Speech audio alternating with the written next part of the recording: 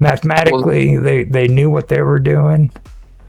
Yeah, but that doesn't discount that it was there to act as a sort of grade, as a. They found Khafre's name written on a wall in the pyramid, and they automatically said this was built by Khafre. Well, they I know saw this one guy as a very interesting YouTube channel about the Egyptian archaeology, especially the pyramids. And he says, that, they're really good videos. It's called History for Granite, and I advise anyone that might be interested in this. I recommend the channel highly. But he has this really interesting idea that the reason they built the Great Pyramid is basically as a tourist attraction, which is exactly what it is today. They said it was built to get people to come and go, wow, and spend lots of money. And he said that's what the whole thing was. And all the other pyramids after that, they were built, and they got smaller and smaller, but it was just to get people to come to Egypt. Could be. Makes as much sense as anything. It does make sense because, like, how you guys were talking about taxes. That's how they tax their citizens in Egypt. Like, you had to do a certain amount of work per year. Oh yeah. On a work for stuff like the pyramids or whatever else in order to pay your dues to work your land. Oh yeah. They had this idea, they always go on about, well, the pyramids were built by slaves. Like, well, no, they weren't, because these were like the farmers. But on another level, the pharaoh technically owned the entire land of Egypt and all of its inhabitants. So in a certain sense, everybody in the country was the pharaoh's slave. I mean, that theory still goes today with monarchies. I mean, that's why it's His Majesty's Navy and His Majesty's Post Office. It's the personal property of the monarch. I mean, especially after the Hanoverians, they backed off from that a great deal. But if you talk to any of the, those divine right stewards, I'm sure they would be completely behind that. Well, Mark likes to call them specialists. They're specialists. Well, in what sense? That's what you call them. That's why the House of Lords needs to have those. I say what you mean. Yeah. Well, just the feudal, as I understand the feudal theory, which is, I guess, the ultimate basis of the English government or any of the continental governments. The monarch is basically the landlord. You give fealty to the monarch, saying, "I'm holding this land at your pleasure." In other words, you're my lord, my landlord. Is derived from that. And so you would have to pay, rent or tax in the form of usually military service in the old days. There wasn't much money anyway. And of course, we all know that changed. Money became more important. Suddenly the middle class rose up. And now we have the oligarchs today, merchants, basically, that are running the world. People that have gained their wealth and their power through commerce, things that, from a feudal point of view, in feudalism, you had like the nobles and everybody else. And then, the nobles and the churchmen and everybody else. And this is like everybody else running the world. The bourgeois kind of had to make their own class. But from a feudal perspective, if you're a millionaire or you've only got like $1 in your pocket, if you ain't noble, you ain't nothing. You're just... Yeah, like I said that. If you ain't noble, you ain't nothing. That's why people bought patents and things. In Elizabethan time was very popular with this suddenly rising and powerful middle class. The College of Heralds was like inundated with cash. I mean, fees to find, to write grants of arms so that people could style themselves gentlemen.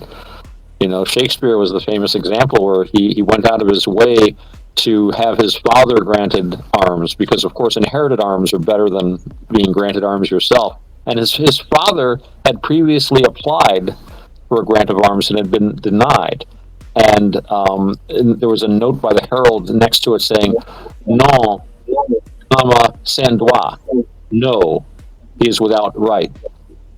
So when Shakespeare got his arms, his motto became "non sans droit," not without right, without the comma.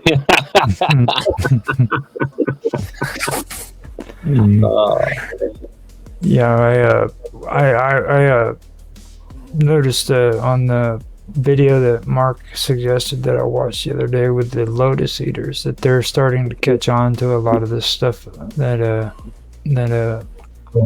they've been pulling over there in England, because like they started talking about the king wants prince, and the behaviors he did with Easter. And it was interesting because they started actually having conversations too about the nobles and being in the House of Lords, and they seem to, like, today, just that they don't really care what's going on in their own country. You know what I mean? And this kind of behavior has been happening for quite a long time. You know what I mean? And it's good. It's good to see that they're actually catching on to that and they're talking about the it. concept of monarchy and hereditary peers is they've got a historical interest in the country. They're there to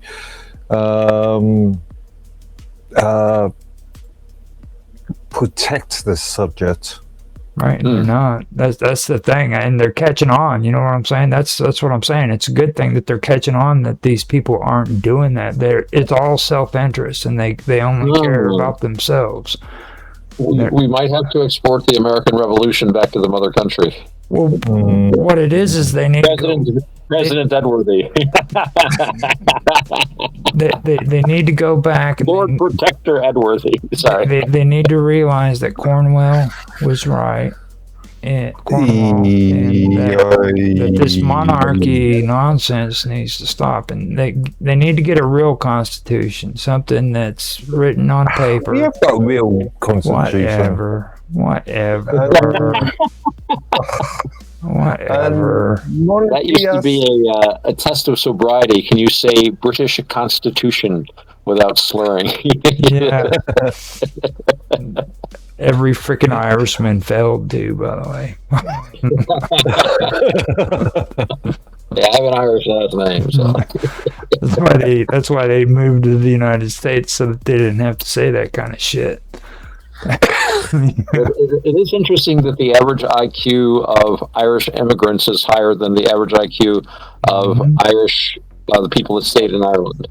And I keep telling people this, and they don't believe me. I was like, you know what would happen if every Irishman freaking sobered up? They would take over the world, dude. They would. Well, like in what was that in the Family Guy? Did you see that? Yeah. We're about to turn our entire population to pure energy. I was looking at some data not that long ago. You and me, we were talking about IQ levels in throughout the world, and from the data I could find, and I'll use 2 or 3 different sources. So, we Brits have a high IQ of something like 2-3 points on average than North Americans. Oh, I'm not surprised. Not surprised. Just the number of Somalis that they've let into the country has probably brought the average down quite a bit. Right. But it's tough to compare a small, and despite the best efforts of the government, is still a pretty homogenous population to compare them with. The U.S. is so huge. It's really 50 little countries. Actually, I'd be more interested to see like a comparison state by state here in the States. And even county by county. I mean, like the state I'm living in, there are sections that are so different socially and politically. New York City and its environs are, you travel a couple hundred miles up from the city and you've got a completely different outlook. New York State voted, if you look at a map, like 80 or 90% of the state voted red, Republican, conservative. But the centers of, like the urban centers all voted Democrat, blue, like New York City, Albany, which is the state capital, Buffalo. So this works for our governorship too, and I've talked about this before. So basically, 10% of the state elects the governor for 90% of the state simply because they can outvote them. So you've got a whole bunch of people in New York City making laws about upstate, and the way we see it up here is basically upstate is taxed and the money goes into New York, which is basically a big money hole. And the fiscal policies of our wonderful governor has not helped anything. You might have seen some stuff on the news about her pleading with millionaires and businesses to stop leaving the state. I hope to leave as soon as I can get myself together. It's always been a long-term project, but it's become more pressing as just the state. I see a lot of stuff deteriorating around here, and weirdly, even though your phenomenon is fairly recently made, you're sort of copying what's happening and what's been happening in London with Anders Khan's leadership on their ship.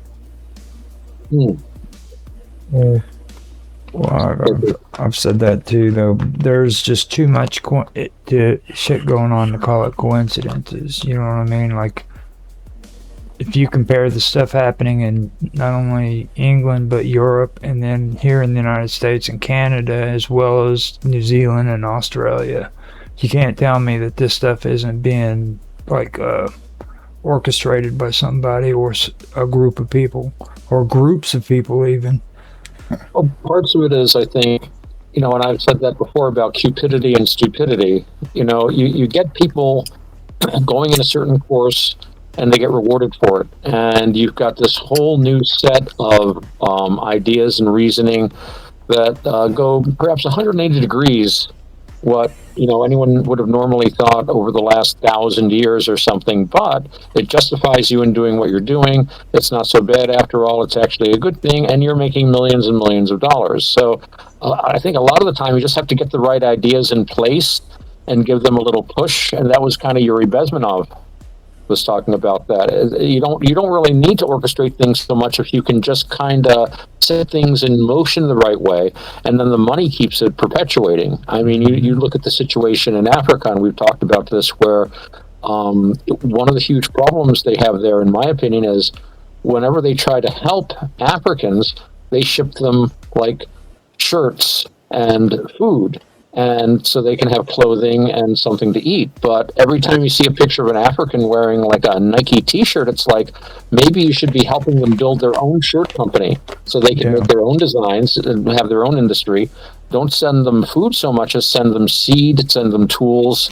And, there are better ways to help people, but they make a fortune off of this foreign aid thing because, it's not free. All that stuff is paid for somewhere down the line. And it's a multi-billion-dollar industry, I'm sure. In the old days, it was million. Now we have to say billion because of inflation.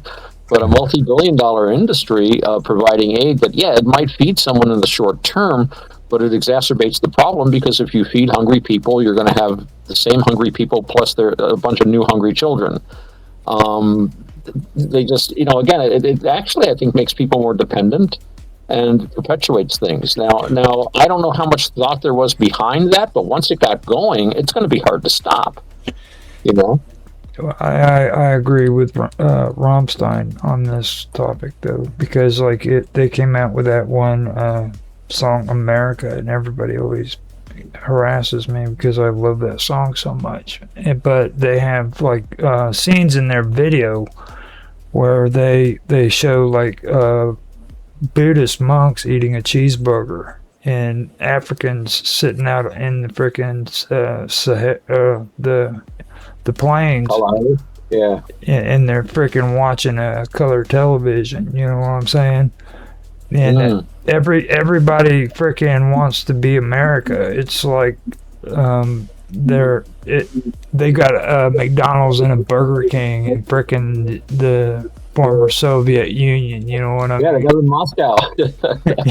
And it's getting to the point now where subversion is the thing, you know what I mean? And here in the United States, our government is actually freaking